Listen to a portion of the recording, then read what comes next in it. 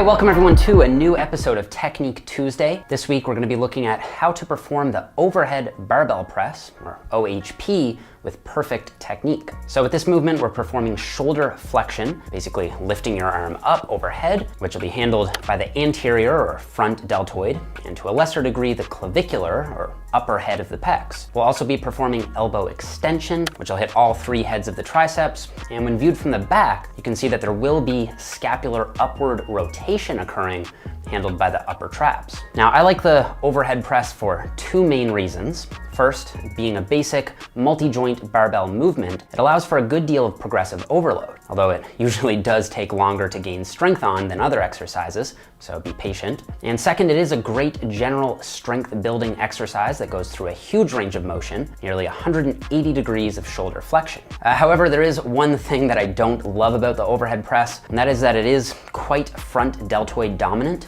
One 2013 study comparing 4 shoulder press variations found that dumbbell presses were better than barbell presses for targeting the side delts, and in both cases, doing your presses standing rather than sitting was better for the side delts. So if growing the side delt is the main goal, in addition to a lateral raise, you may want to include a dumbbell press. However, the range of motion may be cut shorter here, especially as you go heavier, as the bulky head of the dumbbell might start hitting your shoulders on the way down, ending the range of motion. So in practice, I think it's smart to combine and periodically vary exercises. And while it isn't perfect on its own, I do still like the overhead press as a core, sort of bread and butter vertical pressing movement. Now, because the OHP involves multiple joints and uses a large range of motion, generally speaking, it should be loaded with moderate to heavy weight, somewhere in the 5 to 10 rep zone. You want to set up the bar in a squat rack at the same height you would for a squat, somewhere around armpit height. You want to unrack the weight by gripping the bar with a slightly wider than shoulder width grip, so your hands are just outside your shoulders. Get your elbows underneath the bar while slightly bending the knees and hips, and stand up straight,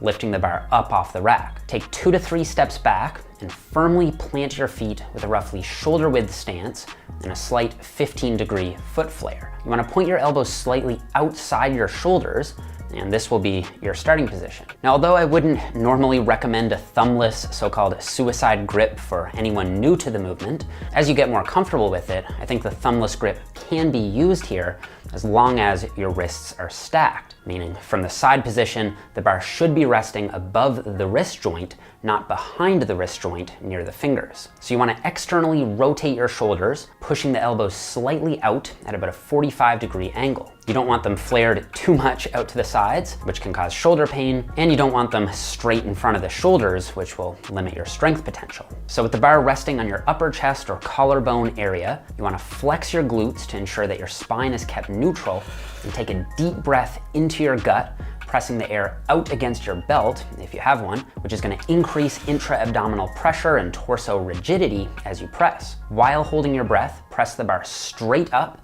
not up and forward or up and backward. So when viewed from the side, the bar should be traveling up in a pretty much straight line. So in order to keep the bar from hitting your chin, you'll have to slightly tilt your head back as you initiate the press. Then as you clear your face, push your head forward back to a neutral position. Now throughout the concentric, you want to keep your knees, hips, and shoulder blades motionless. A common error here is to shrug your shoulders up to initiate the concentric off the chest. And while this may make the movement easier in the short term, I think in the long term, it really can weaken your bottom end concentric pressing ability and end up limiting your true max strength potential. Press the bar all the way up until your elbows lock out with the bar overhead, centered over the shoulder joint. At the end of the range of motion, there should be a pretty much straight line connecting the barbell, the shoulders, the hips, and the middle of the foot. This will keep everything in balance and prevent you from shifting your weight excessively forward onto your toes or backward onto your heels. Everything should be balanced directly over the middle of the foot. Start the eccentric by dropping your elbows down and to the side at a 45-degree angle, so not straight down in front of your delts. Allow the bar to come to a full and complete stop here while you take in another full breath of air and begin another rep. Now, of course, I think both the seated and the standing dumbbell shoulder press make for reasonable alternatives or additions here, since including isolateral movements can help prevent muscle imbalances and asymmetries. The seated variation will allow for the use of heavier loads. However, the standing variation will increase stabilization demands, meaning more core and side delt activation. And unlike with the barbell press, here you can just press the dumbbells straight up, with the dumbbells more out to the sides, since you don't need to worry about smashing your face on the way up. For the dumbbell variations, I prefer slightly higher reps, usually in the 8 to 15 rep zone.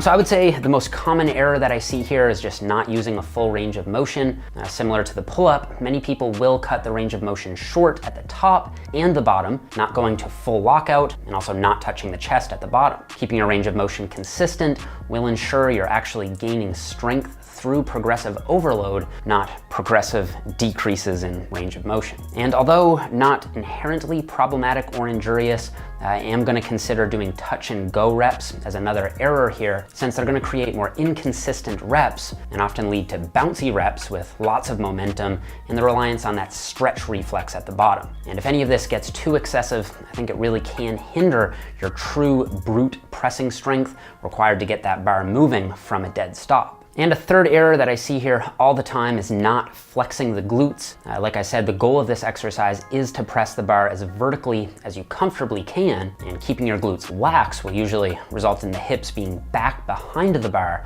which reduces stability and more often than not results in the bar being pressed forward rather than straight up. And this is a bad habit, and it can put a lot of strain on your lower back and create more inconsistency in both your bar path and just form in general. Okay, so that's all that I have for the overhead press, guys. Before you click out of this one, I've just got a quick rundown of what I have planned for the next few Technique Tuesday episodes. You guys may have noticed that I've been skipping leg day so far in the series.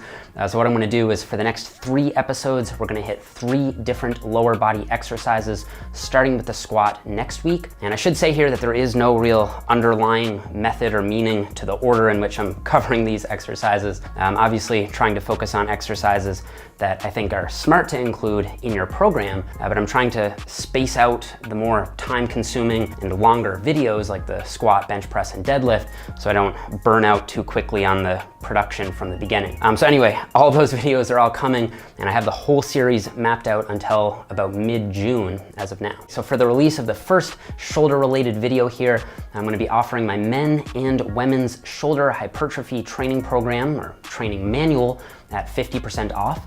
So for this week, you can get it for $9.99. You can find these at the discounted rate for the next week on my website, jeffnippard.com, or by clicking the first link in the description. So guys, don't forget to leave me a like on the video if you enjoyed it. Don't forget to subscribe so that you don't miss future Technique Tuesday episodes. And I'll see you guys all here next Tuesday for the squat.